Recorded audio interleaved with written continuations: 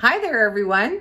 I just thought about something that almost nobody knows. And it's been something I've used for years. I'm talking since 1983, I think, or 84, when I got my very, very first microwave oven. So back in the 80s, when nobody knew anything about microwave ovens or microwave cooking, they actually provided a course. I think it was at the Hudson's Bay that I bought my wonderful old microwave. I can't remember what brand it was, but anyway, so I took the course and they taught us to do something that nobody does, and except for the people who took the course maybe. And that is that, you know, that you're taught by everyone never to put metal in the microwave, ever. And I understand that, because if you put aluminum foil in there, the waves that hit the aluminum foil bounce back, hit the magnetron that's in there that produces the waves, and creates like what do you call it? Like a feedback loop of energy, and it gets hotter and hotter, and you can get like sparks and all kinds of craziness happening because of that. So it obviously also prevents the microwaves from penetrating into the food. So you're obviously not going to cover your food with tin foil or any big flat pieces of metal. You know, putting a pot or a pan in there is just never going to work, right? So what they did teach us, however, was that you can put a spoon or a fork in your food that you're reheating. Because of the shape of the spoon or fork, it does not, I mean, it reflects the waves in so many directions. It doesn't create that feedback loop, and it doesn't heat up on its own unless it's got some weird chemical properties of, you know, other type of alloys that might have something else in them. I don't know what. You can find some, there might be some metals that might not work in the microwave. But I've always just used your typical stainless steel fork or spoon. And I'll just show you how that works. So right here I have, and actually I'm gonna change I wonder if I can do this while I'm talking. Oh no, I can't. I'm trying to change it to the front of the camera, but I'm gonna have to turn the camera around, I guess, so you'll get to see my house. Anyway, so there's my microwave, and here is my soup that I want to reheat. So, excuse me. So there's my lid for the soup, and there's my soup, and here's my spoon. So I'm going to put this in the microwave, and you'll see that the spoon absolutely does nothing. I'm even going to put the lid in there a little bit just so that it captures the steam. It'll help it heat up faster. So you can often put a lid over top, and I'm just going to put it on there. So you can see, maybe you can see it traveling around inside there. I'm not sure how well you're going to see that.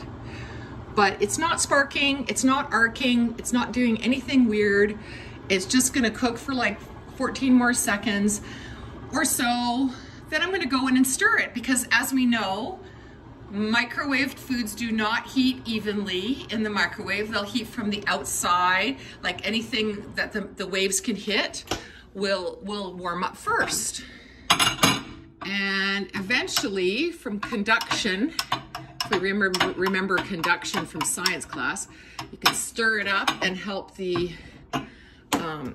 food to heat up more. So I don't know if this makes any sense to anybody, but we just keep going until our food is warmed up. I think I've got it in there for 1.5 minutes. That might be enough. But if I want it piping hot, I'm probably going to want to put it in for another ½ minute, because I think 2 minutes is about right for that much food. It's a solid, it's a kind of heavy carrot and ginger soup that I made. I also used cauliflower in there to stretch it out a bit, because it was just too sweet. So so I put cauliflower in there, onions, carrots, and ginger, and some salt and pepper or whatever. Maybe I didn't even put salt and pepper in there. I don't even know. But I just want to show you there's absolutely nothing wrong with putting a spoon or a fork in the microwave. There's absolutely nothing wrong with doing it. It doesn't do a damn thing, but I recommend that you watch it just to make sure, because you know, you're not going to believe it at first that it's okay, right? So don't believe me, just try it out and be careful and watch it. Now, the spoon, if I feel the spoon right now, I'm touching the spoon, it's slightly warm. Now, why is that? Is it because the microwaves made it warm?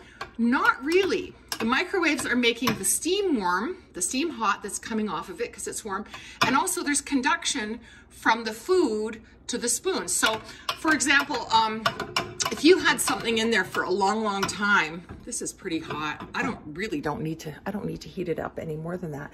So if you left something in there for a really long time, like and heated it for a long time, the spoon would get hot for sure, just like the outside of the container gets hot. You know, you don't want to burn yourself, right? So so be careful.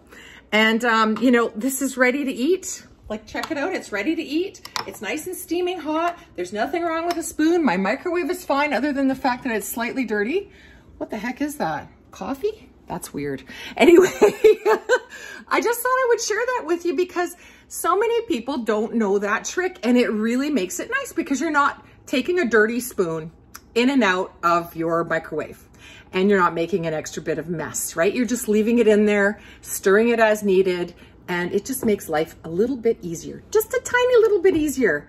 And I've been doing it for 40 years, so I don't see why you shouldn't either. That's what I'm trying to say. Anyway, hope you're having a great day and enjoying what little freedom that we have here at this time. Actually, we're really free to do silly things like make videos. I wish you and your families the best during the pandemic, hoping that you all stay safe, that you all stay isolated, and that we kick this virus to the curb. Take care, my dears. Bye-bye.